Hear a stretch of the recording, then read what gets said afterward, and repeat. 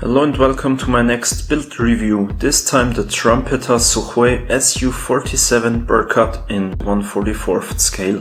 Before I show you how I built that, remember to hit the bell and subscribe if you like my video. So as always, I started with the cockpit. And I have to say that this one is really detailed for this small scale. I tried to paint these instrument panels with my finest brush, which was still quite a challenge. Then I also added some switches and knobs and moved on to the canopy. I used this silicone brush to mask it off with masking fluid and glued it to the fuselage with white glue. As I mentioned before, the advantage of white glue is that it's transparent once dry. The next step was the dry fitting before the main assembly, where it already showed that I would need some filler later on. Overall the fit was okay, so I just filled the wing roots. Afterwards I rescribed some of the panel lines and primed the model with black primer. While the Berkut looks quite nice and it's all black paint, I decided to go a step further and try some sort of splinter camo on my model. Therefore I started masking after a few days of drying time for the primer. I always start with the lightest color, in this case white. Of course I needed several coats to cover the black primer. Furthermore, I always have problems with white paint, no matter which manufacturer the paint comes from. Another issue I often encounter is the primer coming off when I remove the masking tape. I let the primer dry at least 24 hours, apply and remove it on some surfaces several times before using it, so it's not that sticky, and peel it off the model slowly at an high angle. Despite this care, I had some primer coming off again, as you can see.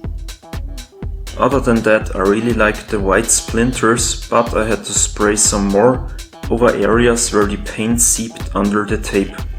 When that was finally done, I masked off these white areas and sprayed everything with dark gull grey. That worked fine, so I carefully removed the tape and thought about the next splinter patterns. I also did some image editing to find out how it would look best. The black paint also gave me a chance to cover a few areas that didn't turn out that good before. After finishing the black splinters, I tried some more colors in image editing and decided to add some more blue splinters. As you can see, I reuse a lot of masking tape because it's not that sticky anymore. When the blue splinters were done, I painted some details like the landing gear base, the wheels, the cannon, the air intakes, and the engine nozzles. That was also the first time using Tamiya's Weathering Master, which worked out fine. So after a gloss coat, it was time for the decals. The print quality was good, but it only took these decals about 2 seconds in the water until they were soft, which was quite unexpected for me. Nonetheless, most of the decals worked out fine, but I did have a problem with this number on the nose, which folded itself up. Unfortunately, I couldn't fix it, so I just drew the missing number with a panel liner, which looks quite bad. I continued with applying an enamel wash to the panel lines. Haters will say that this is just a prototype, but since I also used a fictional camo, I also decided to weather the aircraft a bit. Furthermore, the Berkut is quite old by now, and I guess it's often exposed to the Russian weather here at Zhukovsky Airport. Anyways, I mounted the landing gear, which was okay. Then the wheel bay doors and finally 4 missiles. The last thing to do was the removal of the masking fluid on the cockpit glass. The outcome here is not perfect, but better than expected. The canopy is free of paint or other residue and it's still shiny. And here is the final outcome. I really want to hear your opinion this time about this fictional paint job, because I'm still not sure if I like it or not. But overall I'm quite happy that I did not go for the standard all black paint. The Berkut was a good opportunity to test splinter camo that I will definitely need on one of my future 72nd scale aircraft. For example the Sukhoi 57 or maybe my Sukhoi 27.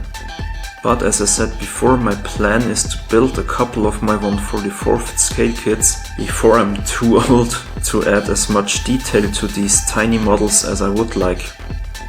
So if you want to stay up to date and support this channel, subscribe and check out the links to my Facebook and Instagram in the description.